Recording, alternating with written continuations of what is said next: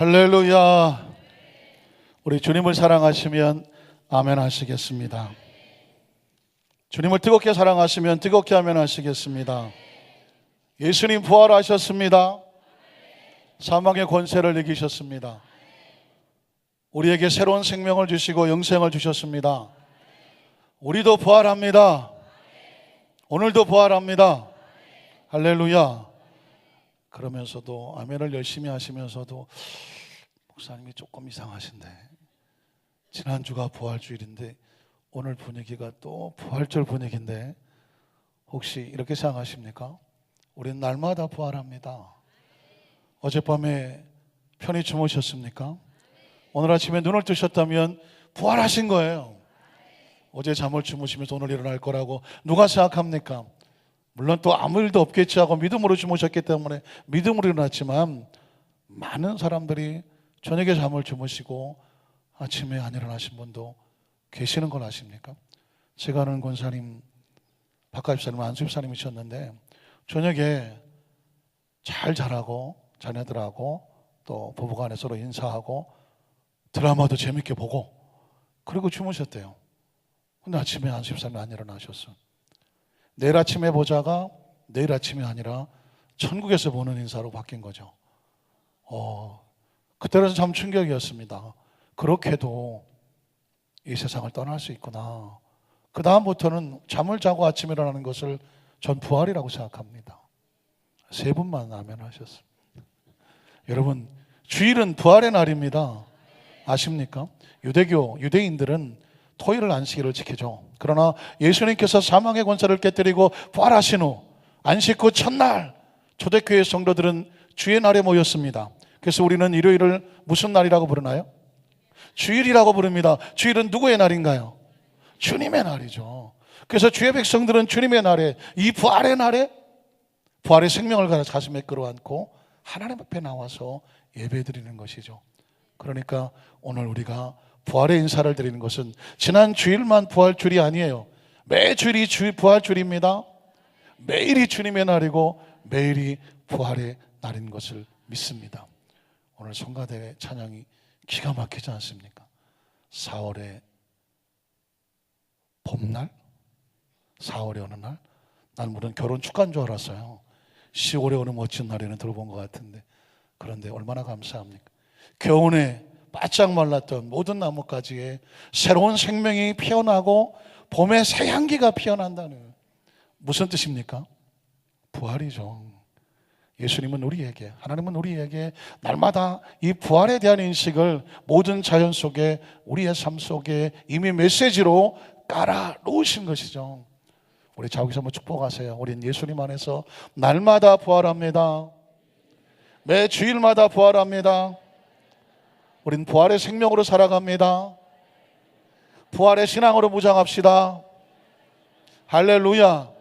그래서 오늘 설교 제목은 이미 여러분이 다 고백하셨어요. 한번 따라 하실까요? 부활 신앙으로 무장하라. 무슨 신앙으로? 어떻게 하라? 이런 제목으로 말씀의 은혜를 나누기를 원합니다. 부활하면서 저는 한 소설을 떠오르게 됐습니다. 여러분, 러시아의 대문호 톨스토이를 혹시 기억하십니까? 톨스토이. 혹시 잘 모르실 테니까 그림을 하나 보여주면, 이렇게 생긴 사람이다. 신체도 건강하고 하얀 수염도 있고 극히 청변해 보이죠. 이 사람은 사실상 러시아가 낳은 세계적인 문호입니다. 러시아가 낳은 이 톨스토이의 3대 소설 기억하실 거예요. 전쟁과 평화. 영화에서도 많이 보신 것 같죠. 안나 까르리나. 그리고 제가 말씀드리고 싶은 부활이라고 하는 것입니다. 소설의 제목이 부활이라고 하니까 뭔가 느껴지지 않습니까? 이 사람은 이중적인 성격 장애를 가지고 있어서 굉장히 힘든 삶을 살았던 삶입니다. 그의 삶은 사실상 늘 죄악을 탐닉하고 잘못된 성격으로 인해서 늘 고통받았던 사람인데, 놀랍게 그가 예수를 만납니다. 그리고 그의 삶 가운데 빛을 발견하고 신앙을 얻고 하나님을 믿습니다. 그 다음에 그는 지극히 경건한 신앙인의 삶을 살려고 청교도적인 신앙으로 늘 살려고 애를 썼습니다. 그리고 써오는 글들이, 그래서 그의 소설들은 항상 그 문학적인 배경 속에 그리스도의 영성, 신앙의 경건성을 가지고 글을 써내려갔습니다. 그래서 지은 소설이 바로 부활이라는 것입니다. 혹시 기억을 더들어 볼까요? 소설의 주인공은 네폴리도프라고 하는 한 귀족 청년이었습니다. 근데 그 집에는 참 예쁘게도 생긴 여자 하녀가 하나 있었는데 그 하녀 이름이 나타샤라고, 어디서 들어본 것 같죠? 나타샤였습니다. 네폴리도프는 그 하녀를 보고 거의 무참하게 그 하녀를 유혹하고 그리고 그를 범해버리고 맙니다. 그리고 임신을 시켰습니다. 나타샤가 임신했다는 얘기를 듣고 이 네폴리도프는 또 비정하게 그녀를 버립니다. 그리고 아버지에게 말을 해서 그 집에서 쫓아버립니다. 임신을 하고, 아니 임신을 당하고 길거리에 쫓겨나가고, 하루아침에 길거리 여자가 되어버린 이 나타샤 어떻게 됐을까요? 술집을 전전합니다. 그리고 심지어는 길거리에서 몸을 파는 창녀가 되어버리고 맙니다. 그게 고통은 이루 말할 수가 없습니다. 그 많은 사람들 고통 가운데에 한 사람이 유독 그를 힘들게 했습니다. 나타샤는 수면제를 타서 그를 잠재우고자 했는데 치사량이 되어버리고 말았습니다. 그래서 그 사람이 죽어버리게 됩니다. 졸지에 이제는 창녀를 넘어서서 살인자가 돼서 법정에 서게 됩니다. 나타샤가 법정에 섰는데 그 법정에 재판적으로 나온 사람은 운명의 장난일까요? 네폴리도프였습니다. 그를 임신시켰던, 그를 길거리에 내몰았던 그 사람이었습니다. 네폴리도프는 나타샤를 보자 기절초풍할 뻔했습니다. 자신이 무참하게 발짓 밟아버렸던, 그리고 매정하게 내쫓아버렸던 그가 길거리 여자, 술집 여자, 창녀, 이제 살인자가 돼서 자기 앞에 섰습니다. 그때 양심의 가책은 이루 말할 수가 없었습니다. 살인자는 사형을 할 수밖에 없었지만 안간힘을 다써서 그는 사형을 면하고 그 나타샤를 시베리아의 추운 곳으로 유형을 떠내버리는 그런 재판 결과를 합니다. 그를 떠내놓고 네폴리도프는 자기도 더 이상 양심의 고통 때문에 안 되겠다 싶어서 그 나타샤를 찾아서 시베리아를 찾아갑니다. 그리고 어느 낯선 곳에서 요관에 하룻밤을 머물게 됩니다. 그 요관에서 빛이 되던 성경을 읽게 됩니다. 그 성경을 읽으면서 마태복음 5장의 산상수훈을 발견합니다. 누가 복이 있느냐? 심령이 가난한, 애통하는 자, 온유한 자, 그리고 의에 줄이고 목이 마른 자, 그리고 긍휼히 여길 줄 아는 자, 마음이 청결한 자, 화평케 하는 자, 의를 위해서 핍박을 오히려 기뻐하는 자. 그 말씀이 그의 속에 들어왔을 때 놀랍게도 빛이 됐습니다. 지나간 삶이 얼마나 더럽고 추악한지. 그는 회심을 합니다. 하나님을 만납니다. 그리고 그의 고향으로 돌아갑니다. 그의 남은 생애를 어떻게든지 어렵고 힘든 사람, 상처 입은 사람 살리느라고 자신의 생애를 돌리며 그렇게 살아갑니다. 이 부활이라고 하는 소설의 줄거리는 이렇게 끝이 납니다. 우리는 여기서 톨스토이가 하고 싶은 이야기를 발견하죠. 부활이 뭘까? 자신이 그렇게 힘들고 어려운 삶이었는데 복음을 듣고 변화되어 새로운 삶을 찾는 것처럼 그 소설 속의 주인공도 그 악한 생활을 청산하고 새로운 삶의 모습으로 다시 태어났다. 이것이 톨스토이가 말하고 싶은 부활이었습니다. 여러분 어떻습니까? 여러분의 삶 현장 가운데 부활은 어떻게 다가와 있습니까? 그러면 그렇게 톨스토이가 말하고 싶어 했던 그 사람의 부활, 그 속에 그를 변화시켰던 건 뭘까요? 그것은 바로 예수를 믿고 나서 영원한 생명을 소유하니까 이제껏 있었던 삶의 더러웠던 것을 청산해낼 수 있는 능력, 새로워질 수 있는 능력, 그건 바로 새롭게 태어난 예수님의 영원한 생명인 줄로 믿습니다. 진정한 부활은 뭐냐? 예수님의 생명을 가슴에 끌어안고 새롭게 영원한 생명을 가지고 다시 일어서는 것, 이것을 부활이라고 말하는 것입니다.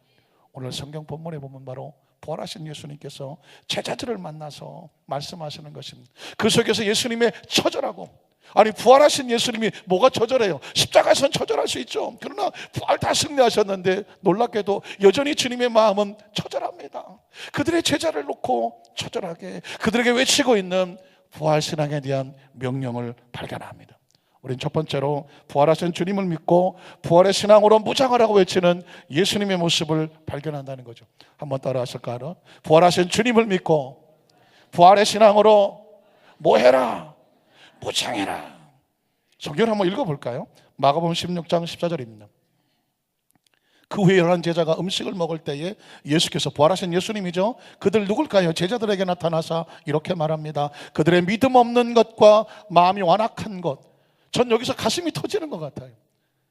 부활의 주님이, 이 승리의 주님이 그 제자들을 만났는데 그 제자들에게 무엇이 부족해서 그들을 꾸짖습니까?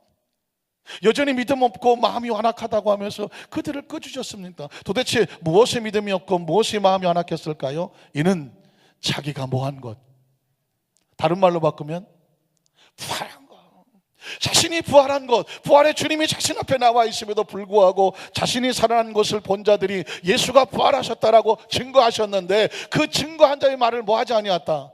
믿지 않았다는 것입니다. 부활의 주님께서 안타깝게 생각하고 처절하게 그 제자들의 마음을 완악하구나, 왜 믿음이 없니?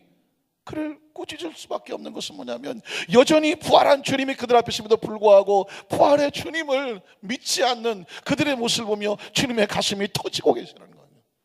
정말 많은 사람들은 예수의 부활을 보고도 믿지 않았을까요?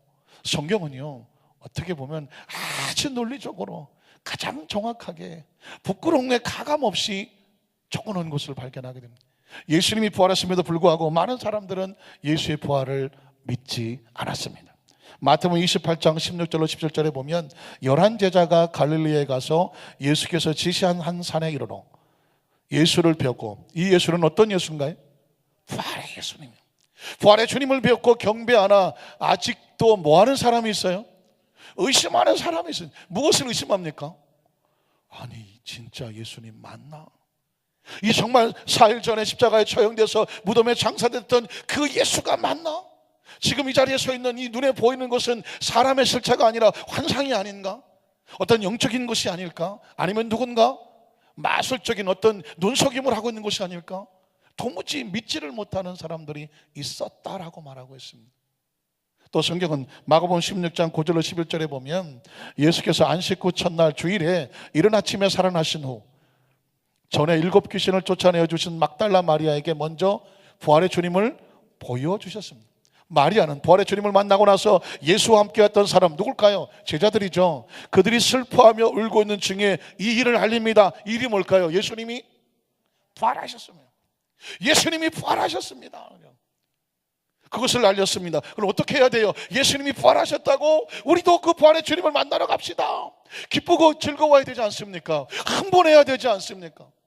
그런데 그 다음 절을 보니까 뭐라고 말하나요? 그들은 예수께서 살아나셨다는 것과 마리아에게 보이셨다는 것을 듣고도 뭐 하지 않아요? 믿지 않아요. 에이 설마 여자들이 새벽에 갔던 모든 헛것을 보고 다른 멀리 있는 것을 잘못 보고 와서 우리한테 그런 얘기를 하나 봐 하면서 그들을 무시하고 예수의 부활의 소식을 듣고도 믿지 않았다. 12절로 13절에 보면 그 후에 그들 중 2사람이 걸어서 시골로 갈 때 예수께서 다른 모양으로 다른 모양으로 예수님이 부활하신 모습인데 그 모습으로 그들에게 나타나셨습니다. 그런데 어떻게 됩니까? 2사람이 가서 남은 제자들에게 말합니다. 우리가 부활의 주님을 엠마오 도상에서 만났습니다. 다른 제자들에게 말했지만 역시 뭐하지 않더라? 믿지를 않습니다. 왜 그랬을까요?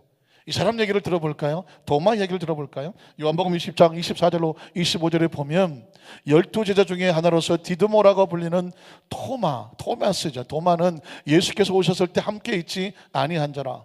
그는 이렇게 말하죠. 다른 제자들이 그에게 이르되 우리가 주를 보았노라. 적어도 10명이 말하는 것 아닙니까? 우리가 부활의 주님을 만났다라고 말합니다. 그런데 유독 도마는 그 자리에 없었다고 이렇게 말을 합니다. 뭐라고 말할까요? 도마가 이르되 내가 그의 손에 못자국을 보고 누워봐야 될 것 같아.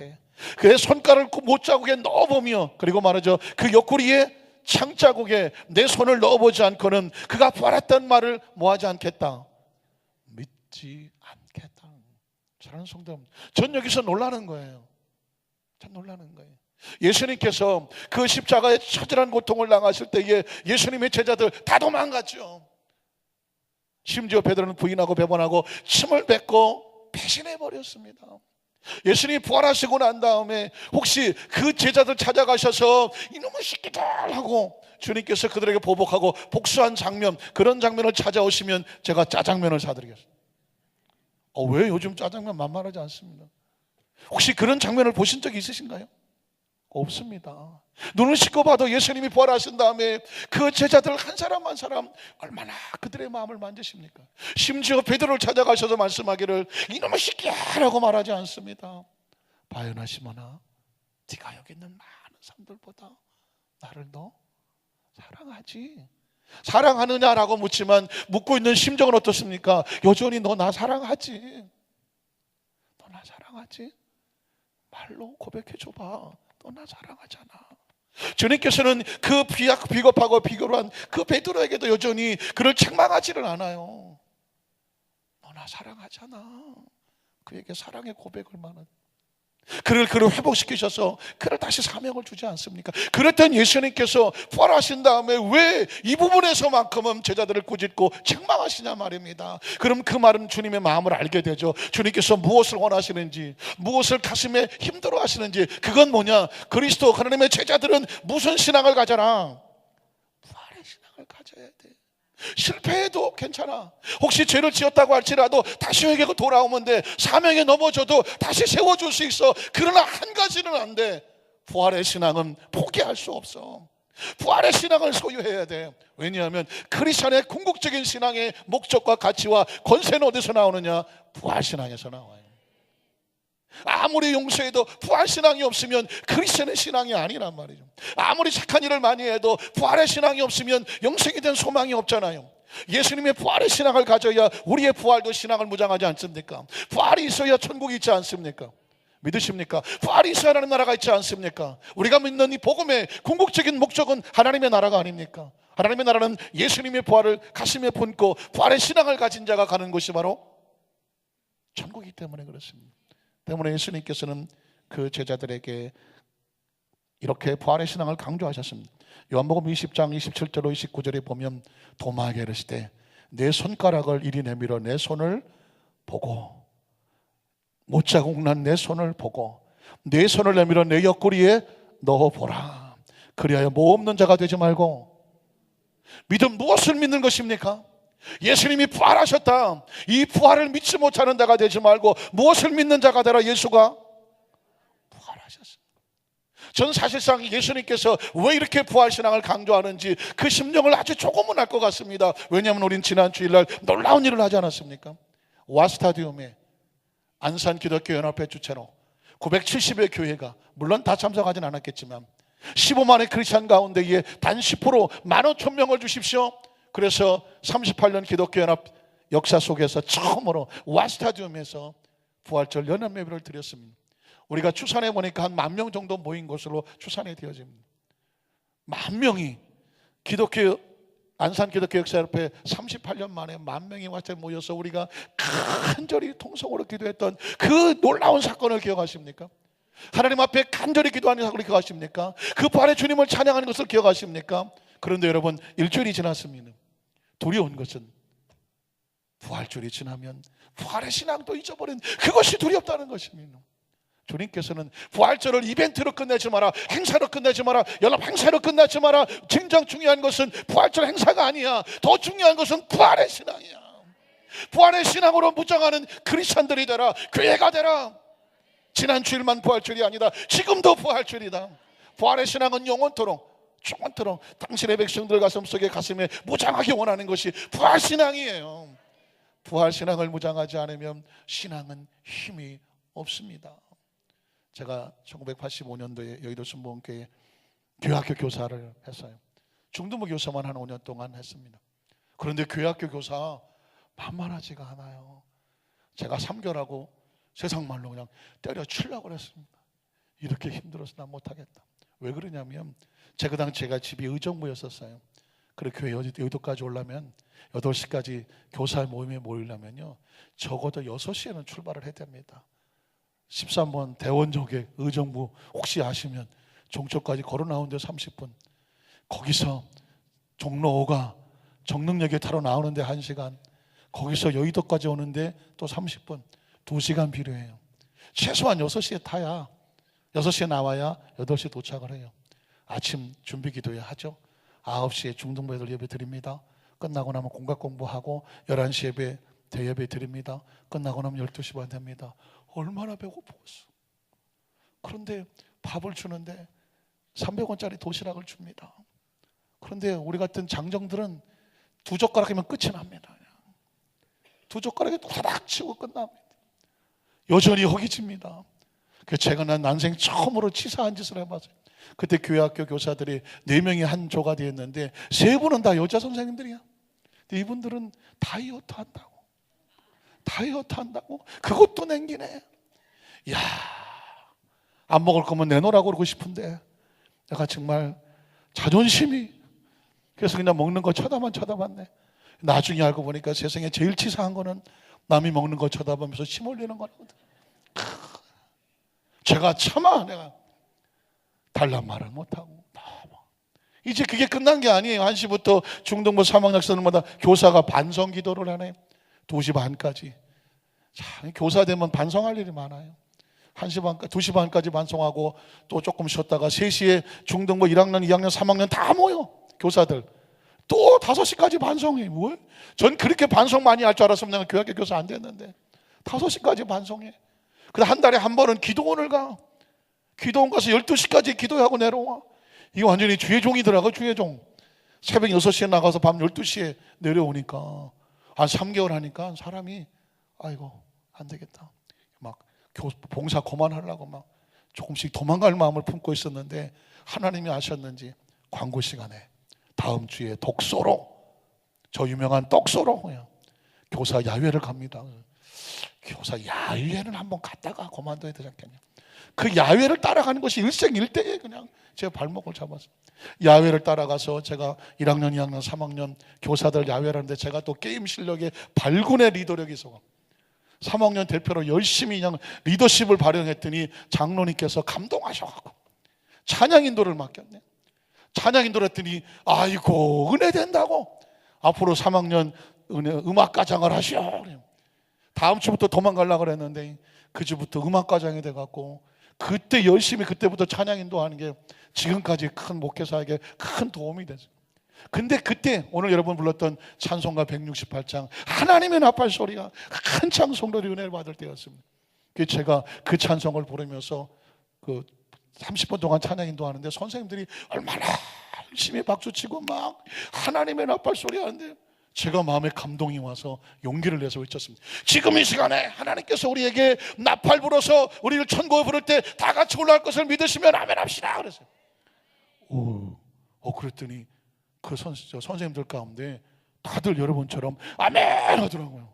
용기가 생겼어요. 그래서 지금 오셔도 들림받기 원하시면 아멘 합시다 그러죠. 지금 그랬더니 장로님들 아멘, 권사님들 아멘, 노래를 하시는 집사님들 아멘. 근데 이 청년들이 아멘을 안 해. 이 젊은 교사 남자 선생님 여자 선생님들이 찬양을 안 해. 그 아멘을 안 해. 그래서 제가 물었습니다. 왜 선생님은 아멘 안 합니까? 그랬더니 저는 장가 가야 됩니다. 그래. 지금 결혼 날짜를 잡아놨는데 주님 오시면 어떡합니까? 여자 선생님 계시길래 선생님 우리 안 합니까? 저는 직장에 가야 됩니다. 그때 깜짝 놀란 거는 주님이 오신다고 하니까 딱 갈라지던데요.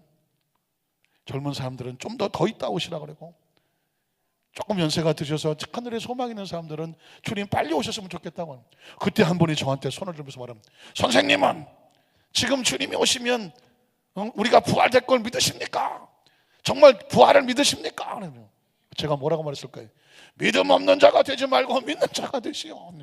제가 그냥 그렇게 했던 기억이 납니다. 그때 깨달은 것은 뭐냐면 교회학교 교사라고 할지라도 부활에 대한 신앙이 없으면 정확한 신앙 고백이 안 나오더라는 것입니다. 여러분 혹시 예수를 어떻게 믿으셨습니까? 제가 생각나는 어떤 한 성도님은 저한테 신앙 상담을 하는데 목사님 전 죽는 게 무서워요. 실제로 내가 예수 믿은 이유는 안 죽으려고 예수 믿었다는 거죠. 6.25 때 10살도 되기 전에 부모님을 다 잃었어. 그리고 밑으로 동생이 셋이나 있어. 10살에 가장이 됐어.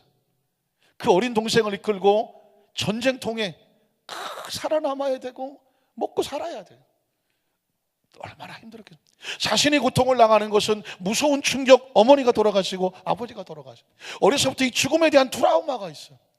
늘 죽음이 두려워. 동생을 하나 또 잃었어. 그러니 죽음이 무서워요. 그러니 누군가 예수를 전도합니다. 근데 말씀을 들어보니까 예수님께서 전 요한복음 11장 말씀에 나는 부활이고 생명인데 나를 믿는 죽어도 살겠고 무릇 살아서 나를 믿는 데는 영원히 죽지 아니하리니 내가 이것을 믿느냐. 다른 말은 안 들어오고 살아서 믿는 자는 영원히 죽지 않는다, 이 말이 들어온 거예요. 그래서 나는 예수 믿으면 안 죽는구나, 안 죽는구나. 그래서 예수 믿고 자기는 안 죽는다고 생각해요. 근데 보니까 장래가 나네. 그래서 묻는 거예요. 목사님, 예수 믿으면 안 죽는다는데 왜 장래가 나요? 그거 이해시키는데 얼마나 힘든지 몰라요. 여러분, 우리가 믿는 것은 영원히 산다는 것은 육체로 영원히 사는 게 아니죠. 그 하나님의 영원한 나라에 가게 됩니다. 믿으십니까? 그 나라를 가기 위해서 통과해야 되는 의식이 뭐냐? 죽음이라는 것입니다. 예수를 구주로 믿고 부활신앙을 갖게 되면 어떤 신앙을 갖게 됩니까? 죽음을 두려워하지 않습니다.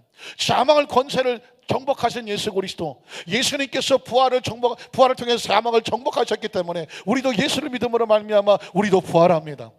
믿으십니까? 그 부활은 어떻게 하느냐? 육을 벗어 던지는 과정을 죽음이라고 말을 하죠. 그래서 새로운 생명체의 모습으로 하나님이 영원한 생명을 살아갑니다. 바로 영생을 위한 부활을 갖게 되는 것이죠. 믿으십니까?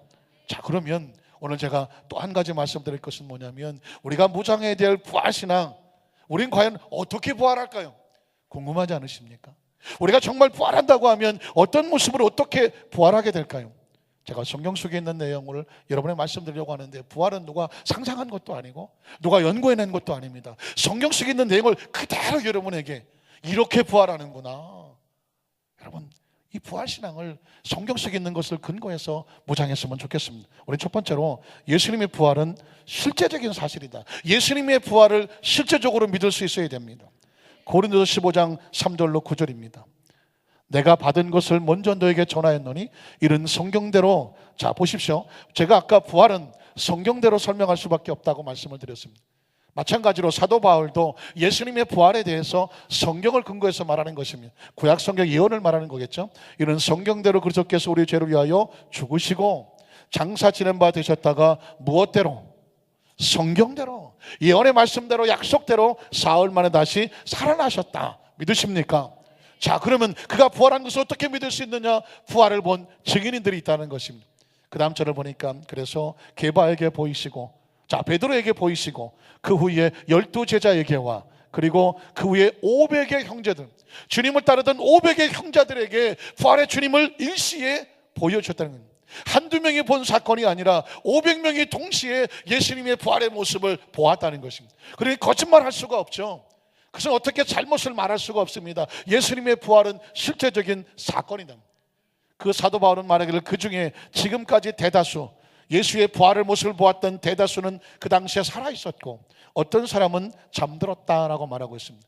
그 후에 야고보에게 보이셨으며, 예수님의 형제 야고보에게 보이셨으며, 그 후에 모든 사도에게 보였고, 심지어 누구에게까지? 맨 나중에 만삭되지 못하여 태어난 자 같은 내게도 보이셨다. 사도 바울은 예수님을 어떻게 만났을까요? 사도행전 9장에 그럼 그 환상 가운데 예수님을 만나게 되는데, 그 부활하신 예수님이 사도 바울을 만나서 말씀하시죠. 때문에 9장은 말을 이렇게 말하죠. 나는 사도 중에 가장 작은 자라. 오히려 하나님의 교회를 핍박했던 나 같은 사람에게, 그렇죠? 박해하였으므로, 그 다음 절에요, 뭐라고 말해요? 사도라 칭함받기를 감당하지 못하는 나 같은 자에게도 예수님, 부활하신 예수님 나를 만나주셨다. 그러면서 예수님의 부활은 실제적인 사건입니다. 실제적인 예수의 부활을 믿어야 우리 마음속에 부활의 신앙을 갖게 됩니다. 그래서 실제적인 예수님의 부활을 믿으면, 두 번째로, 크리스찬의 부활은 무엇이 힘이 되느냐? 예수의 부활을 믿어야, 믿으십니까? 예수의 부활을 믿어야 우리의 신앙에 의미와 가치가 있습니다. 고린도서 15장 16절로 19절을 보면, 만일 죽은 자가 다시 살아나는 일, 뭐라고 말해요? 부활이죠. 부활이 없으면 그리스도도 다시 살아나신 일이 없었을 터요. 부활이 없었을 터예요. 그 다음 절을 보면, 그리스도께서 다시 살아나신 일이 없으면 너희의 믿음도 헛되고 너희가 여전히 죄 가운데, 왜냐하면 사망의 권세를 깨트리지 아니하셨으므로, 죄의 삭은 사망이니 사망에 가시는 자마다 여전히 죄 가운데 있는 것이 아닙니까? 그 다음 절을 보면, 그래서 또한 그리스도 안에서 잠자는 자들도 다시 부활할 소망이 없으니 망하였다는 거죠. 19절에 보면, 만일 그리스도 안에서 우리가 바라는 것이 다만 이 시간과 공간의 제한을 받는 육체적인 세상의 삶뿐이라고 한다면, 모든 사람 가운데 하늘을 소망하는 우리는 무슨 자가 되죠? 불쌍한 자가 돼. 무엇이 없으면? 부활이 없어요. 그러면 그리스도 안에 모든 신앙의 힘과 파워와 권세의 목적과 이유는 어디서 나옵니까? 부활을 믿는 신앙에서 나옵니다. 자, 우리는 어떤 모습으로 부활할까요? 고린도서 15장 35절로 41절에 보면 여러분 기대하십시오. 우리도 궁금하지 않습니까? 우리가 먼 날 어느 날 육체를 땅에 벗고 하늘 향해 갈 때에 우리는 어떤 모습이 될까요? 성경은 이렇게 말을 합니다. 누가 묻기를 죽은 자들이 어떻게 다시 살아나며 어떤 몸으로 다시 올 것인가 라고 물을 것이니, 그 다음 절을 보면 어리석은 자여 내가 뿌리는 씨가, 자, 바울은 지금 식물의 씨앗을 예를 들고 있습니다. 내가 뿌리는 씨가 죽지 않으면, 땅에 묻혀지지 아니하면 살아나지 못하겠고, 그 다음 절을 보면 내가 뿌리는 것은 장래의 형체를 뿌리는 것이 아니고 어떤 걸 뿌려요? 다만 밀이나 다른 것의 알갱이다. 보십시오. 여기 조그만 수박 씨앗이 하나 있습니다. 수박 씨앗 어떻게 생겼나요? 새까맣고 조그맣게 생겼죠. 그걸 땅에 뿌립니다. 그러면 씨앗은 묻힌 것처럼 죽은 것처럼 되죠. 나중에 이 수박의 씨앗에 싹이 나죠. 줄기를 뻗죠. 그리고 쫙 줄기가 땅에서, 땅의 식물이니까 뻗어나죠. 그리고 무엇이 맺어집니까? 큰 수박이 맺어지게 됩니다. 요만한 씨앗을 뿌렸는데 이따만한 수박이 나옵니다. 지금 바울은 이렇게 말하는 것입니다. 씨앗을 하나 뿌릴 때에 이런 큰 수박을 심지 아니하지만 작은 것을 심었는데 새로운 형체가 태어난다. 믿으십니까? 마찬가지로 우리가 이때 상의 이상의 삶을 살다가 믿음으로 예수님을 구주로 믿고 육체를 땅에 심어서 마치 씨앗이 심는 작은 모습으로 심겨지게 되지만, 우리가 천국에서 되어질 그 형체는 씨앗과 수박과 비교할 수 없는 모습으로 새로운 모습으로, 여기 아멘 하신 모습은 주여 이 모습 말고 딴 모습으로 태어나게 하여 주시옵소서 하시는 분이고, 새로운 모습으로, 아멘을 못 하시는 분은 이거 얼마나 고친 얼굴인데 이 모습대로 태어나게 해 주십시오, 아마 애착을 가지시는 것 같아요. 그러나 기억하십시오. 지금의 이 모습이 천국의 이 모습은 아니다. 씨앗의 모습이 열매의 모습이 아닌 것처럼. 믿으십니까? 그러면 그 모습은 어떤 모습일까요? 고린도서 15장 45절로 49절에 보면 이런 모습이라고 말합니다. 기록된 바 첫사람 아담 생령이 되었다함과 같이 마지막 아담은 예수님이죠. 살려주는 영이 되었나니, 그러나 먼저는 신령한 사람이 아니요 육의 사람. 아담은 육의 사람, 육의 땅의 사람이죠. 그 다음에 예수님은 신령한 사람이다. 그러므로 첫사람은 땅에서 났으니 흙에 속한 자이거니와 둘째 사람 아담은 하늘에서 내려오신 분이죠. 그래서 38절, 무릇 흙에 속한 자들은 아담의 후손은 흙에 속한 자와 같고 무릇 하늘에 속한 자 예수님의 후손은 하늘에 속한 이와 같으니, 자 49절에 우리가 흙에 속한 자 형상, 아담의 후손 태어날 때 이 몸을 가지고 태어나죠. 그러나 하늘에서 태어날 때는 하늘에 속한 새로운 형상, 믿으십니까? 그 형상을 입는다고 말씀하고 있는 것입니다. 자, 그러면 여러분이 중요한 고린도서 15장 50절로 52절에 보면 언제 부활하느냐? 언제 부활할까요? 살아있는 자는 예수님 마지막 때에 살아있는 모습이 영적으로 변화될 것이고, 죽은 자들은, 잠자는 자는 그 땅 속에서 새로운 모습으로 변화될 것이다. 이걸 뭐라고 말합니까? 휴거라고 말하는 거죠. 성경은 정확하게 재림과 휴거, 부활을 엮어서 말합니다. 형제들아, 내가 이것을 말하노니 혈과 육체는 무엇을 하나님의 나라, 영적인 나라를 이어받을 수가 없고, 또한 썩는 것은, 육체는 썩지 않습니까? 썩지 아니하는 영원한 영체를 위협으로 받지 못하나니. 그 다음 절 보라, 내가 너에게 비밀. 왜 비밀일까요? 육신 차원이 달라요. 3차원과 4차원은 차원이 다르지 않습니까? 오늘 제가 이 말씀을 작정하여 드리는 것은 부활을 믿으면서 어떻게 부활할지를 모르면, 이 비밀을 모르면 부활은 막연하지 않습니까? 적어도 여의도 순무한산교회 성도들은 정확한 부활의 신앙을 갈 때 우리가 어떻게 부활해야 되는지를, 성경이 뭐라고 말하는지를 알아야 되지 않겠습니까? 그걸 비밀이라고 말하는 것이고 비밀이 벗겨지는 것입니다. 우리가 다 잠잘 것이 아니요, 이 세상에서 이 땅에 묻히면 영원히 끝나는 것이 아니요, 어떻게 될까요? 마지막 나팔, 예수님이 재림하실 때, 영어로 말하면 second coming이라고 말하는데, 처음에 오신 것을 성탄이라고 말하면 두 번째 오시는 것은 재림이라고 말합니다. 마지막 나팔에 순식간에 홀연이 다 변화된다. 아까 말씀했죠. 육의 사람이 영의 사람으로, 죄의 몸이 신령한 모습으로, 믿으십니까? 우리의 모습이 마치 씨앗으로 심겨졌는데 열매적인 모습으로 변화되어질 것이니 그때 어떤 일이 벌어집니까? 50인 나팔 소리가 나매 죽은 자들이 썩지 아니할 것으로 다시 살아나고 우리도 뭐하리라? 변화되리라. 변화되리라. 혹시 죽는 것이 무서워서 예수 믿으신 분이 계십니까? 예수를 믿었는데 여전히 죽는 게 두려우십니까? 기억하십시오. 우리가 씨앗을 심는 것은 씨앗을 먹자고 심지 않습니다. 그 씨앗을 통해서 열매를 보자고 심는 것입니다. 마찬가지로 이 세상의 생명을 가지고 이 땅에 태어났지만 땅에 심어진 것 같습니다. 예수의 생명이 우리 속에 들어오면 하나님의 나라 속에 상상할 수 없는 부활의 형체로 축복의 모습으로 죽는 것이나 곡하는 것이 없고 썩어질 것이 없고 늙어 병드는 것이 없는 시간과 공간에 제한받지 않는 하나님의 거룩한 나라의 영원한 하나님이 원하시는 그런 영적인 새로운 모습으로 변화될 것을 믿으시기를 주님의 이름으로 축원합니다. 그러면 이 부활은 과연 어떻게 되어지느냐? 오직 예수 그리스도만 주시는 승리입니다. 57절에 보면 우리 주 예수 그리스도로 말미암아 우리에게 무엇을 주시는 승리를, 이 승리는 바로 부활의 승리입니다. 왜 부활 신앙이 중요하냐? 부활의 신앙을 가져야 지금 우리의 삶 속에서 승리의 삶을 살 수 있습니다. 부활의 신앙을 가진 사람은 죄에서 승리한 사람입니다. 부활의 승리를 가진 사람은 가난과 저주에서 승리한 사람입니다. 부활의 신앙을 가진 사람은 이 모든 상처와 아픔에서 승리한 사람입니다. 부활의 신앙을 가진 사람은 사망을 두려워하지 않습니다. 죽음을 두려워하지 않습니다. 왜? 사망과 죽음을 통해서 옷을 벗고 새로운 모습으로 변화될 것을 믿기 때문입니다. 믿으십니까? 그래서 예수님을 통해서 이 승리를 얻었다는, 다른 신은 없습니다. 다른 길은 없습니다. 다른 진리는 없습니다. 오직 예수님입니다. 예수님만이 우리의 부활이 되시고 생명이 되시는 것을 믿습니다. 그러면 우리가 어떻게 살아야 될까요?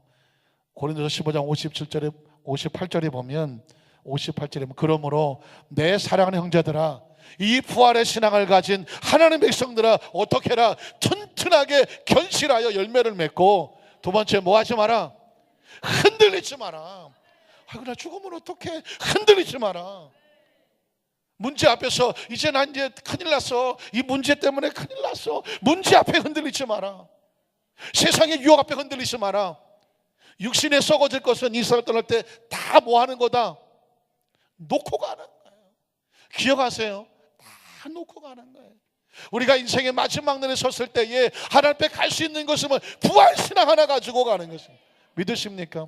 그 부활신앙으로 승리한 사람이 마지막 나팔에 변화되고 하나님 나라에 들어가게 되는 줄로 믿습니다. 흔들리지 말고 어떻게 하라고요? 항상 주님의 일에 뭐하는 자가 되라?